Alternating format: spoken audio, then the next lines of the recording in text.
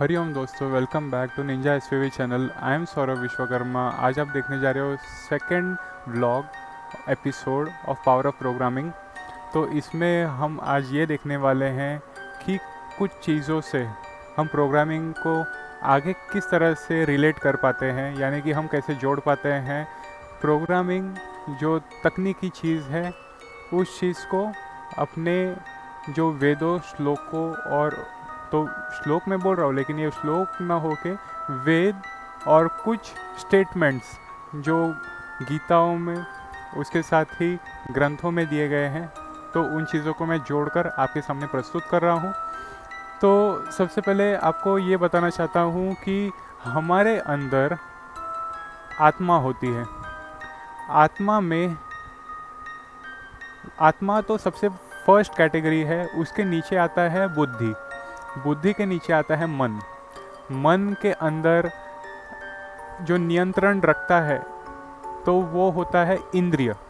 तो इंद्रियों का अगर हम अच्छा इस्तेमाल करें तो हमारे मन को हम कंट्रोल कर सकते हैं। उसी तरह से अगर हम बुद्धि का वापर करें तो इंद्रियों को हम कंट्रोल कर सकते हैं।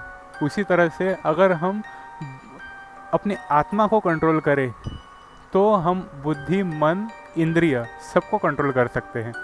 तो ये चीज़ एक आर्किटेक्चर के तौर पर काम करती है। तो प्रोग्रामिंग में भी आर्किटेक्चर का यूज़ होता है।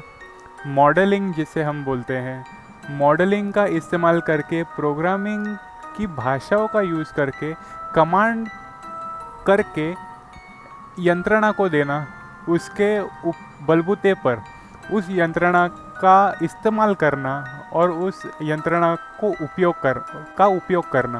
तो ये सारी चीज़ें आती हैं प्रोग्रामिंग में। और जो हम वेद, पुराणों और ग्रंथों में हम जो पढ़ते हैं वो हमारे जीवित प्रस्तुत, यानी कि वस्तु स्थिति जो हमारी जीवित है, उस जीवित स्थिति में इन चीज़ों का यूज़ भर्ग वाइब्रेशन से होता है। तो भर्ग वाइब्रेशन, ये मैंने ज़्यादा डिवाइन बोल दिया, लेकिन ये चीज़ ही, ऐसी दिव्य चीज़ ही हमारे प्राणों को बनाती है। और वो लाइफ स्पैन जो हमारी होती है, उस लाइफ स्पैन को कंटिन्यूस रखने के लिए ही अग्नि का यूज़ होता है। तो अग्नि ये सबसे बड़ा इन्वेंशन था। सबसे पहले जो सूर्य की किरणें हैं, सूर्य तो सबसे बड़ा इन्वेंशन है। तो वो जो हुआ उसके बाद ही जीवित वस्तुओं का उगम हुआ। तो वैसे ही यही सारी चीज़ें अगर वेद, ग्रंथों का और उच्चार का और ध्वनि का अगर हम सदुपयोग करें तो इन्हीं चीज़ों का ही प्रोग्रामिंग का जो एक प्रॉपर्टी रहती है जिसे प्रोग्रामिंग प्रॉपर्टी बोलते हैं। इनमें ये कैटेगरीज होती हैं, जैसे कि मैंने अभी वॉइस, साउंड बोला और बाकी चीज़ें भी है। ये सब नियंत्रित हम यंत्रणा के तौर पर करते हैं। वैसे ही यही चीज़ों को आध्यात्मिक तौर पर भी यूज़ कर सकते हैं। और जो किया गया है, तो उत्तम उदाहरण तो रामायण, महाभारत, ये सबसे उत्तम उदाहरण है। और अगर आप जल का यूज़ करना चाहें तो जल में भी अगर द्वारका बुढ़ी नहीं होती तो आज द्वारका कहाँ होती, ये आप भी समझ सकते हो। तो द्वारका को बुढ़ाने का काम जब श्री कृष्ण ने किया तो ये भी क्यों किया, क्योंकि गांधारी ने यदुवंशियों को श्राप दे दिया था, श्री कृष्ण को श्राप दिया था। तो जब ये श्राप दिया था तब ये श्राप का जो प्रखर एनर्जी है वो कहाँ से आया, तो ये भी एक एक्टिव स्टेट था, यानी कि एक जीवित एक ध्वनि थी। उस ध्वनि में एनर्जी थी और उस एनर्जी का ही यूज़ हुआ। तो और जल में भी वो एनर्जी समा गई, जिसके वजह से वो नियंत्रण, वो सूत्रधार श्री कृष्ण थे। और श्री कृष्ण ने ही क्या किया था, द्वारका को डुबा दिया।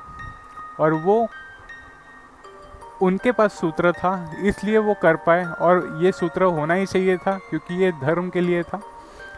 तो ये सारी चीज़ें मैं क्यों बता रहा हूँ, क्योंकि नियंत्रण यंत्रणा जो थी ये तकनीकी तौर पर ही बनी हुई थी तभी भी, लेकिन उस तकनीकी चीज़ों में उच्चार अलग थे, वेदों का और जो तकनीक थी वो अलग थी। लेकिन वही चीज़ अगर हम प्रोग्रामिंग का यूज़ करके उसी तकनीक को अगर फिर से जोड़ना चाहे तो वो भी कर सकते हैं, लेकिन उसके लिए हमें जानना ज़रूरी होता है। जी हाँ दोस्तों, यही आपको मैं समझा रहा हूँ कि जानना बहुत ज़रूरी होता है, पढ़ना लिखना सबसे ज़्यादा ज़रूरी होता है, और दिलचस्पी होना, और उसके साथ दिलचस्पी, क्यूरियोसिटी जिसे हम बोलते हैं, ये होना, जिज्ञासा होना, ये सबसे बड़ी बात होती है और यही हमें आगे लेकर जाती है। उसके साथ रुचि रखना, उस जो क्षेत्र में आप हो उसमें भी रुचि रखना, वस्तु स्थिति के वर्तमान काल में आप जी रहे हो उसमें भी रुचि रखना, भविष्य में क्या होने वाला है यह आपको अगर आप जान लिए या फिर जानना चाहते हो तो सबसे अच्छी बात है।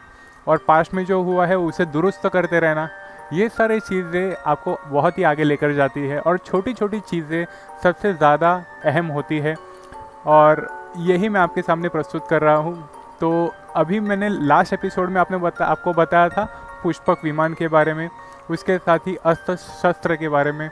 इस वीडियो में आपको द्वारका के बारे में कुछ ऐसे नाम मैं लूँगा जिससे आपको उसमें रुचि भी रहे और जो सच्ची घटना है वो भी सामने आए।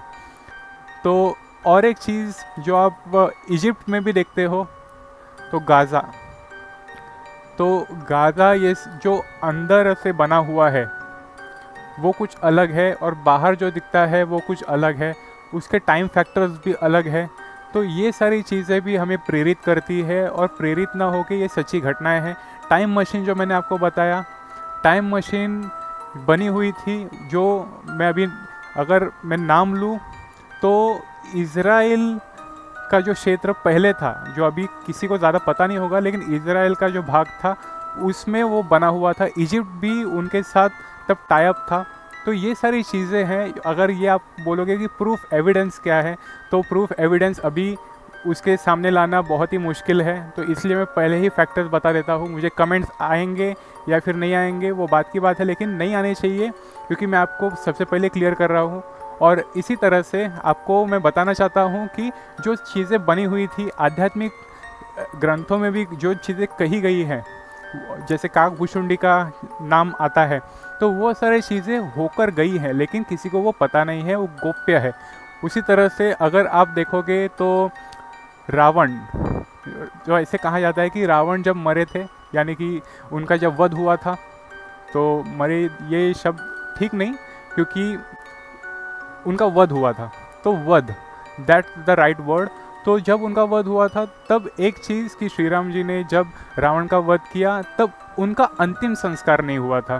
तो विभीषण ये भूल गए थे कि अंतिम संस्कार उनका होना चाहिए था, लेकिन उसके पहले ही एक चीज़ बताता हूँ कि भूल नहीं गए थे, आई नीड टू, यानी कि मुझे इस चीज़ को दुरुस्त करना है, तो मैं फिर से बताऊंगा। तो विभीषण भूल नहीं गए थे, ऐसे सब बोलते हैं कि भूल गए, इसलिए मैंने जानबूझकर ये चीज़ बोली। तो विभीषण भूल नहीं गए थे। नागमणि के लोग जो थे, जो रावण के साथ पहले से जुड़े हुए थे, जो नागलोक के लोग थे, जो दुष्ट थे, उन्होंने रावण का जो शरीर था वो छुपे छुपाए भगा के लेकर गए, और उनका एक अलग योग, अलग विद्या थी। उन चीज़ों का यूज़ करके ही उन्होंने लंका में एक गुफा में उस चीज़ को छुपा दिया। तो रावण का शरीर जो पहले था वो दफन है एक गुफा में, लेकिन उस गुफा को प्रकृति के नियम के अनुसार और जानवर ऐसे बिठाए गए हैं, और ऐसे पंछी उसके साथ ही, यानी कि पक्षी, जानवर और कीड़े मकोड़े इस तरह से वहाँ पर बिठाए गए हैं एज अ सिक्योरिटी, कि रावण के बॉडी तक कोई पहुँच नहीं पाता। और जिन्होंने दावा किया है कि रावण के बॉडी तक पहुँच गए हैं वो कभी लौट नहीं आए। तो ये सारे चीज़ पौराणिक रीत्या, और उसके पीछे बहुत सारे फैक्टर्स हैं जो मैं सबके सामने इस वीडियो में तो बता नहीं सकता, लेकिन डीप में जाएं तो बहुत कुछ चीज़ें हैं जो रिवील कर सकते हैं। तो मुझे बताना इतना था कि इतने सारे चीज़ें विभीषण का वहाँ पर होना, उसके साथ नागमणि के लोग जितने भी हैं उन्होंने वहाँ पर से रावण का शरीर लेकर गए, उसके साथ वहाँ पर सिक्योरिटी जानवरों की लगाई, ऐसे जानवर जो आप सोच भी नहीं सकते। तो वो चीज़ अभी भी एग्जिस्ट करती है पर आपको दिखाई नहीं देगी, क्योंकि जैसे कि डार्क मार्केट होता है, जैसे आप डार्क वेब, वाइट वेब ऐसे सुनते हो, वैसे ही वहाँ पर भी फैक्टर्स होते हैं। तो जो चीज़ मैं अभी बता नहीं सका लेकिन वो चीज़ है। तो वो सारे चीज़ों के को मद्देनज़र रखते हुए मैं ये बता सकता हूँ कि प्रोग्रामिंग का यूज़ उधर भी हुआ है, क्योंकि सिक्योरिटी लगाई गई है, तो प्रोग्रामिंग में भी सिक्योरिटी होती है। तो अगर हम सिक्योरिटीज़ कुछ इस तरह से प्रोग्रामिंग का यूज़ करके बनाएं तो वो कमांड बन जाता है, और जो हमें आउटपुट में चाहिए एज एन सिक्योरिटी, जिससे हमें किसी को आगे घुसने देना नहीं है, तो वो भी एक सिक्योरिटी का माध्यम है और वो प्रोग्रामिंग में आता है। तो ये सारी चीज़ें भी तकनीकी तौर पर अलग तरीके से आध्यात्मिक रीत्या या फिर अलग कर्मों का यूज़ करके उधर की गई थी। तो यही रिलेशन प्रोग्रामिंग का है। जो हम प्रोग्रामिंग बोलते हैं वो कुछ नहीं, एक भाषा है, लेकिन भाषा कब निर्माण होती है? जब हमारे विचार अच्छे हो, उसके साथ ही हमारे जो लिखित और पढ़ाई अच्छी हो, तब हम उसे अच्छे तौर पर आगे ला सकते हैं। तो मैं सबको यही बोलना चाहता हूँ कि बहुत ही अच्छे से पढ़ाई कीजिए, क्योंकि जब आप अभ्यास करते हो तभी आपको आगे का मार्ग दिखता है। और अभ्यास इस तरह से करना कि प्रैक्टिकल जो आप जीवित लाइफ में कर रहे हो उसी चीज़ों को आप इम्प्लीमेंट भी कर पाओ। और अगर आपको कुछ समझ नहीं आता हो तो आप जिन्हें समझ में आता है उनसे भी पूछिए, लेकिन अपने वेदों ग्रंथों में आप जब जाओगे, रुचि रखोगे, तो आपको अच्छा माध्यम मिलेगा। उसके साथ ही अध्यात्म भी करते रहो और प्रैक्टिकली जो लाइफ में जीने का जो आपका उद्देश्य है वो भी साकार करते रहो। उसके साथ ही मैं ये बोलना चाहता हूँ कि अभी इतने भी वीडियोज़ मैंने आपको बताए हैं उनमें आध्यात्मिक इतिहास वो सारी चीज़ें थी, लेकिन उसके साथ ही मार्केट वैल्यू इससे ही आती है। तो ये आगे की बात भी है। तो अर्थशास्त्र आप बोल सकते हो या फिर पैसा कमाना बोल सकते हो, ये सारी चीज़ें भी आती हैं आगे, लेकिन उसके पहले अभ्यास। तो नॉलेज सबसे इम्पोर्टेंट है। नॉलेज पर आप ध्यान दोगे तभी आगे आओगे, क्योंकि सरस्वती सबसे आगे और लक्ष्मी भी उनके साथ, तो डरने की क्या बात। ठीक है, तो ऐसे ही दोस्तों बने रहो। आगे के वीडियोस में फिर से मिलते हैं। लाइक, शेयर और सब्सक्राइब कीजिए दोस्तों। मिलते हैं आगे के वीडियोस में। हरिओम।